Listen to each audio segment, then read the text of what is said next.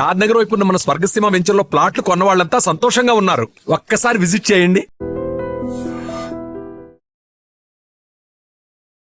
నిజంగా ఇంతమంది వలసదారులు వచ్చారు, అందులోనూ మెక్సికో, ఎల్ సాల్వడార్ తర్వాత భారతీయులు అత్యధికంగా ఉన్నారు అనుకున్నప్పుడు వాళ్ళని కూడా పంపించడం అనేది కొంచెమన్నా వాళ్ళని ఒక మర్యాదపూర్వకంగా గౌరవంగా చూడలేదు. ఎందుకు కాళ్ళకి చేతులకు బేడీలు వేసి ఎందుకు పంపిస్తున్నారు అనే మాట సార్ ఎలా చూస్తున్నారు మీరు?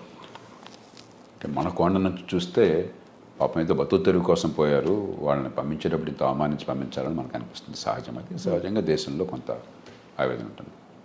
కానీ ఇంకో కోణ నుంచి చూడండి మీరు, అక్రమంగా వెళ్ళిన వాళ్ళు అంటే నేరస్తులు, ఏదో అన్ని వేసాలు ఉండి అక్కడ చిన్న చిన్న పొరపాటు జరిగిన వాళ్ళు కాదు.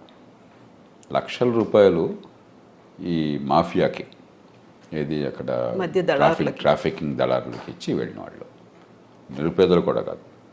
30-40 లక్షల రూపాయలు ఎవరు ఖర్చు పెట్టగలరు? అది ఒకటి. రెండోది, మన విమానాల్లో వాళ్ళని తీసుకొస్తే మన దేశానికి పద్ధతి వేరు. వాళ్ళ విమానాల్లో వాళ్ళు పంపిస్తున్నారు, ఎవరు ఒకళ్ళని కాదు. ఆ ప్లేన్లో ఉన్న వాళ్ళంతా ఇలా వచ్చిన వాళ్ళే. వాళ్ళు చాలా డెస్పరేట్ అయిపోయారు అనుకోండి. డెస్పరేషన్తో వెళ్ళింది అక్కడికి. విమానాన్ని మధ్యలో హైజాక్ చేశారనుకోండి, వీళ్ళందరూ ప్రయాణికులు అందరూ కలిసిపోయి హైజాక్ చేసేదో దాష్టికానికి పాల్పడారు అనుకోండి, అప్పుడు ఏమవుతుంది? వాళ్ళని అడిగితే వాళ్ళు ఆ మాట చెప్తారు. ఎందుకంటే మొత్తం విమానంలో కొన్ని సినిమాల్లో మీరు చూసుంటారు, నేరస్తుల్ని జైళ్ళకి వెళ్ళిన వాళ్ళని విమానాల్లో తరలిస్తుంటే వాళ్ళంతా హైజాక్ చేయటం అలాంటి సినిమాలు నాటకీయంగా అనిపించవచ్చు. కానీ విమానంలో ప్రయాణికులు అందరూ కూడా నేరస్తులైనప్పుడు, వాళ్ళ దృష్టిలో చాలా ఫ్రస్ట్రేషన్లో, చాలా డెస్పరేట్గా ఉన్నప్పుడు వాళ్ళందరూ కలిసి విమానంలో వెళ్తున్నారు, రైల్లో వెళ్ళట్లా, బస్సులో వెళ్ళట్లా. ఆ విమానాన్ని ఏమన్నా చేస్తే ఏమవుతుందని చెప్పిన భయం వాళ్ళకు ఉంటుంది. కాబట్టి వాళ్ళు ఫిజికల్గా అదుపు చేయటం, వాళ్ళు పారిపోతారు. విమానంలో ఎక్కడ పారిపోతారు? విమానంలో అందరూ కలిసి దాడి చేస్తే ఆ సిబ్బంది మీద, విమానాన్ని హైజాక్ చేసి ఎక్కడో సివిలియన్ ఏరియాలో క్రాష్ చేస్తానో, మరొకటి చేస్తానో, ఇంకోటి చేస్తానో ఏమవుతుందని చెప్పిన భయం వాడుకుంటుంది. అంచేత నా దృష్టిలో పరిష్కారం దానికి ఏంటంటే, ఈ చిన్న అంశానికి, నిజమైన అంశం ఇది కాదు. నిజమైన అంశం అక్రమంగా వెళ్ళే వాళ్ళని ఆపించాలి. మనం కూడా మన ప్రయోజనాల దృష్ట్యా. సక్రమంగా వెళ్ళే వాళ్ళకి నైపుణ్యంతో డాక్యుమెంట్స్ వెళ్ళే వాళ్ళకి ఇబ్బందులు లేకుండా ఉండేట్టుగా మనం వాళ్ళతో కూర్చొని ఏర్పాటు చేసుకోవాలి. అది నిజమైన అంశం. మధ్యలో ఈ కొన్నాళ్ళకి మందేస్తూ ఉన్నాళ్ళు గుడిపోయినట్టుగా ఈ చిన్న అంశం మొత్తం చర్చలు పక్కన పట్టిస్తుంది. కానీ దీనికి నా దృష్టిలో పరిష్కారం, మీరు మీ విమానాల్లో గౌరవంగా మాకు దగ్గర తీసుకురండి అని చెప్పంటే దొరకదు. ఈ ప్రశ్న సమాధానం మన దగ్గర లేదు. మనం హామీ ఇవ్వగలమా? విమానంలో కూర్చునే వాళ్ళంతా కూడా ఏ రకంగా లేకుండా చాలా మర్యాదగా ఉంటారని. మామూలుగానే విమానంలో ప్రయాణం చేస్తుంటే ఎయిర్ హోస్టెస్ మరొకళ్ళు చాలా అవమానిస్తుంటారు, అరుస్తుంటారు మన కల్చర్లో. అలాంటి కొన్ని సంఘటనలు చూస్తుంటాం. కాబట్టి మా విమానాల్లో మేము తెచ్చుకుంటాం. ఒకసారి మీరు మాకు అప్పు చెప్పాక వాళ్ళ బాధ్యత మాది అని మనం తీసుకుని అవ్వకండి. మనం సంఖ్యలు వేస్తామో వేయకుండా ఉంటామో అంత మన బాధ. అప్పుడు గొడవ లేదు. అలా పరిష్కారం ఆలోచించాలి తప్ప ఇది భారత్ను అమెరికాకి మధ్య యుద్ధంగా ఈ విషయాన్ని భావించకూడదు. ఉద్రేకంతో మనం సాల్వ్ చేయాలి. ఆ అవతల వాళ్ళ బాధ కూడా గురించి. మన దేశం నుంచి ఉదాహరణకి పాకిస్తాన్కు మరో దేశంలో నేరస్తుని మనం పంపించాం. మనం అమెరికా స్థాయి కాదు, కాబట్టి మన దేశంలో ఉండాలని వాళ్ళని కోరుకోవట్లేదు. కానీ బాగా ఇక్కడే ఉండాలని కోరుకున్నది వాళ్ళకి. అక్కడికి పోతే భీతి అంటే గందరగోళం ఉంది. మరి వాళ్ళని ఏదో రకంగా కట్టడి చేయకపోయినట్టయితే విమానాన్ని వాళ్ళు పక్కదో పెట్టిస్తే ఏమవుతుంది? అంచేత మన విమానాల్లో మనం తెచ్చుకున్నట్టయితే ఇబ్బంది ఉండదు.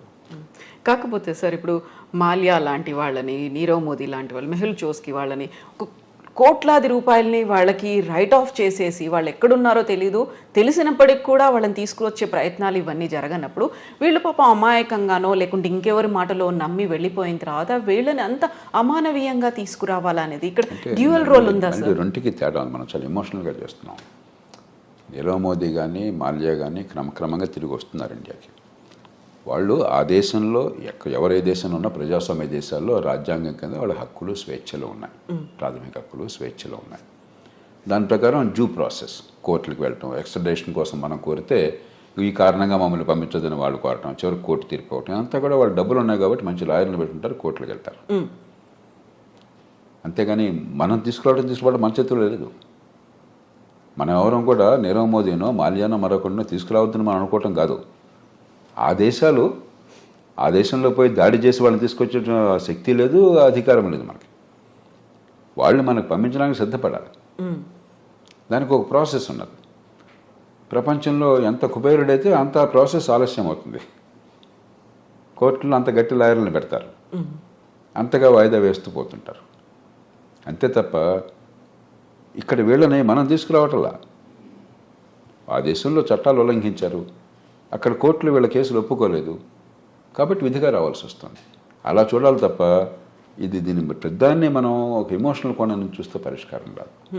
సో ఇప్పుడు టారిఫ్లు విధించడం అనేది అమెరికాకి ఏ దేశం నుంచి స్టీల్, అల్యూమినియం ఇలాంటివి వచ్చినప్పటికీ కూడా 25% వాళ్ళ మీద సుంకాలు విధిస్తాము అనేటువంటి ఒక ప్రకటనతో పాటుగా ప్రతి చోట కూడా ట్రంప్ తన మార్కును చూపిస్తున్నాడు అనే మాట వినిపిస్తుంది. అదే సమయంలో పొద్దున ఒక మాట చెప్తున్నాడు, మధ్యాహ్నం ఇంకో మాట చెప్తున్నాడు, సాయంత్రం ఇంకో మాట చెప్తున్నాడు. మామూలుగా ఏంటంటే పరిపాలనలో ఎప్పుడు కూడా విధానం ఏం కావాలని మల్లగొల్లాలు పడుతూ ఉంటారు. కొందరు ఇలా చేస్తే బాగుంటుంది అంటారు, మరికొందరు అలాగా దానిలో ఇబ్బందులు ఉన్నాయి, ఇలా చేస్తే బాగుంటుంది అంటారు, మరికొందరు ఇంకో రకంగా అంటారు. ఇవన్నీ చర్చించుకుని నిగ్గు తేల్చి చివరికి ఏది మంచి విధానం ఆలోచించి అప్పుడు పై స్థాయికి పంపిస్తారు. ఓ ప్రధానమంత్రి స్థాయిలో, దేశ రాష్ట్రపతి స్థాయిలో, ప్రభుత్వం స్థాయిలో ఇవన్నీ ఈ ఆలోచనలు, ఈ లాభ నష్టాలని బేరీ చేసుకుని పంపిస్తారు. ట్రంప్ ఏమవుతుంది, పురులో ఏదో ఆలోచన పడుతుంది, వెంటనే ఆయన దేశాధినేతగా ప్రకటించేస్తున్నాడు. మధ్యాహ్నానికి అది కష్టం అనిపిస్తుంది, వెంటనే మార్చుకుంటున్నాడు.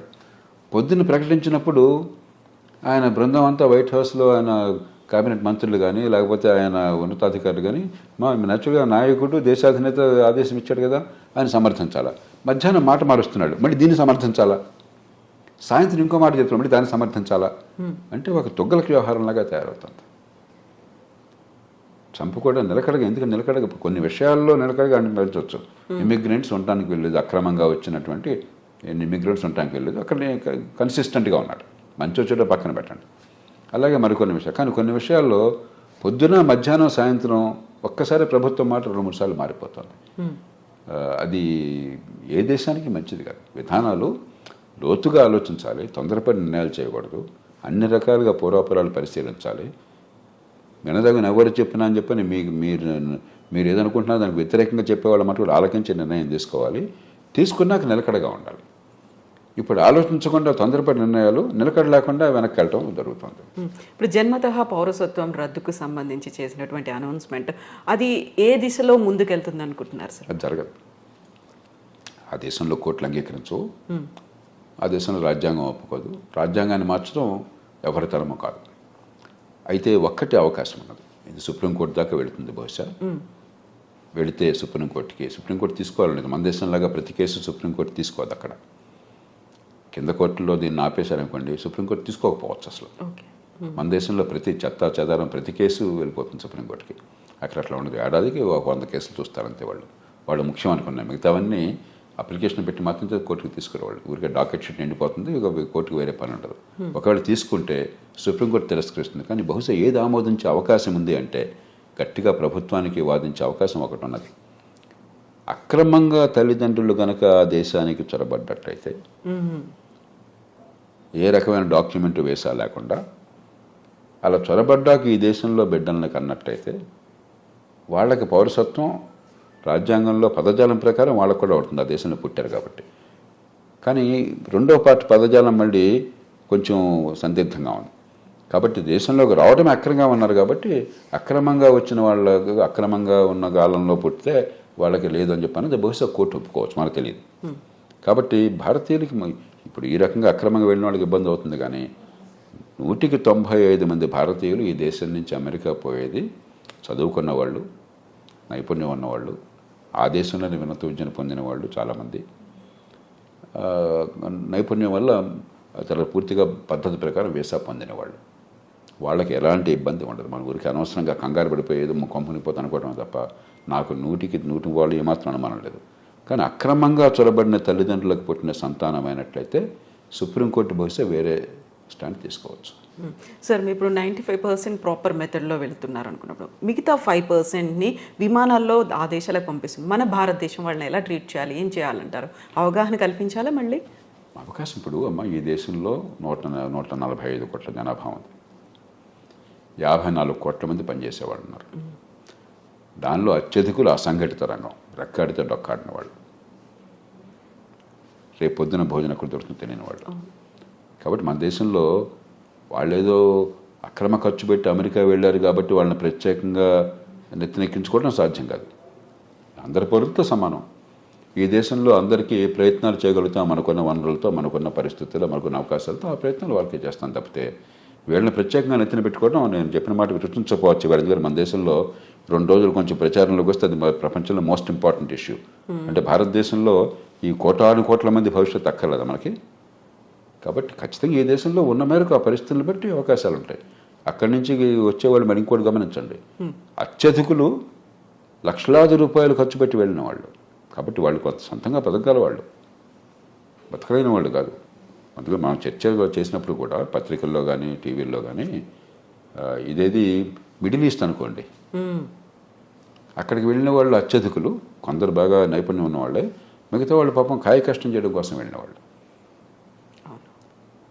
అది ఇది ఒకటి కాదు. అంచేత మనం ఖచ్చితంగా సానుభూతి చూపెట్టాలి. అంతేగాని మిగతా అన్ని వదిలేసి వీళ్ళ కోసం ప్రత్యేకంగా ప్రభుత్వాలు చేయమంటే మిగతా ప్రజలంతా ఏంటి? ఈ దేశంలో ఒక భేద దేశం, కోట్ల మంది అసంఘటితంగా ఉన్నారు. 185-90 మంది నెల జీతం లేనటువంటి కష్టపడి పనిచేస్తున్న వాళ్ళు, రెక్కాడి దగ్గర డొక్కాడిన వాళ్ళు. అందరి సంగతి పట్టించుకోవాలి ప్రభుత్వం. అందరితో పాటు తప్ప అందరికంటే ఎక్కువగా నెత్తిన పెట్టుకోవడం సాధ్యమూ కాదు, అవసరమూ లేదు. సో ఇప్పుడు మోదీ విజిట్ అనేది ఉంది సార్, రెండోసారి మా రాష్ట్రపతి అయిన తర్వాత వెరీ ఫస్ట్ టైం మీట్ అనేది ఉంది. ఏం జరుగుతుంది సార్? ఏమేమి ఎక్స్పెక్ట్ చేయొచ్చు మనం? ఇప్పుడు 3 విషయాలు. ఒకటి, ఇవన్నీ పక్కన పెడితే పార్టీ ఏదన్నా ఒకటి అమెరికాలో భారత్కి అమెరికాకి చాలా విషయాల్లో ఏకాభిప్రాయం ఉన్నది, ఉమ్మడి ప్రయోజనాలు ఉన్నాయి. అందుకనే వ్యూహాత్మకమైన ఒప్పందం, స్ట్రాటజిక్ అలయన్స్ అంటున్నాం. ఎందుకంటే చైనా పెద్ద భూతంలా కనిపిస్తుంది, వాళ్ళకి భూతం మనకి భూతం, వివిధ కారణాల వల్ల. ఆ నేపథ్యంలో దాన్ని మరింత సంఘటితం చేయడం, బలోపేతం చేయడం. రెండోది, ఇవన్నీ ఒక రకంగా చిన్న చిన్న సమస్యలు, పెద్ద సమస్యలు కాదు. మనకేదో పేపర్లో హెడ్లైన్ వచ్చింది కాబట్టి అనిపిస్తుంది, కానీ ఒక 10,000 మంది 20,000 మంది అక్రమంగా చొరపడిన వాళ్ళని తిరిగి పంపించడం అనేది లార్జర్ కాంటెక్స్ట్లో చాలా చిన్న సమస్య. అమెరికాలో బహుశా 50 లక్షల మంది భారతీయులు ఉన్నారు. 10,000 మంది 15,000 మంది లెక్క ఏంటి అసలు? వాళ్ళంతా అధికారికంగా చట్టబద్ధంగా దేశాలతో వెళ్ళిన వాళ్ళు. కానీ ఇలాంటి చిన్న చిన్న ఉంటాయి. ఇవన్నీ కూడా పరిష్కారం ఉభయతారకంగా కొంత ప్రయత్నం చేయడం. కానీ కీలకమైనది ఏంటంటే వాణిజ్యం, అంతర్జాతీయ వాణిజ్యం. భారతదేశానికి అమెరికాతో మిగులు ఉన్నది, కానీ పెద్ద మిగులు లేదు. పెద్ద మిగులు ఉన్నది అమెరికాకి కెనడాతో ఉన్నది, అంతకంటే ఎక్కువ మెక్సికోతో ఉన్నది, చైనాతో, మెక్సికోతో, కెనడాతో ఉన్నది. వియట్నాంతో దాదాపు $62 బిలియన్ మిగిలి ఉన్నది. చిన్న దేశం, గోచిపాతల దేశం. మంది 60 బిలియన్ డాలర్లు, మంది $30 బిలియన్ అంతా మిగిలింది మనకి, భారత్కి, అమెరికాతో. అమెరికా ఒక్కటే పెద్ద దేశం, మనకి అసలు మిగిలి ఉన్నది.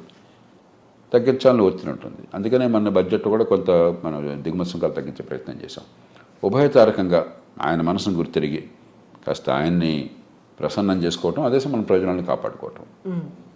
మనం నష్టపోకూడదు. అవతల వాళ్ళకి మీరు అంత భీష్మించి కూర్చున్నప్పుడు వాళ్ళకి ఏదో కొన్ని చూపెట్టాలి. కాబట్టి వాణిజ్యం విషయంలో ఏం చేయాలి? ఈ 3 ప్రధానమైన అంశాలు అవుతాయి చర్చలో. సో మన దగ్గర నుంచి వస్తున్నటువంటి దిగుమతుల మీద కూడా విపరీతమైనటువంటి సుంకం పెట్టబోతున్నారు, టారిఫ్లు విధిస్తారు అనే మాట అంత ఎక్కువ ఉంటుంది. వీళ్ళకి మనకి ఏంటంటే ఇదిగో పుల్లాడి దిగో తోక అంటున్నాం మనం. మెక్సికో నుండి కెనడా మీద సుంకాలు పెడతా ఉన్నారు, మళ్ళీ వెంటనే మధ్యాహ్నానికి మార్చేశారు, సాయంత్రం ఇంకోటి అన్నారు.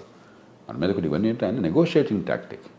ఒక ప్రభుత్వాధినేత నెగోషియేటింగ్ టాక్టిక్స్, మనకి సంప్రదింపుల్లో మాట్లాడేటువంటి వాటిని అనాలోచితంగానో లేకపోతే తాత్కాలికంగానో విధానంగా అంత ఆర్భాటం చేసి ప్రకటించకూడదు. ట్రంప్ స్టైల్ అది, ఆయన తీరేది. మనం ఏం చేస్తాం? ఆయన తీరు మార్చలేం కదా.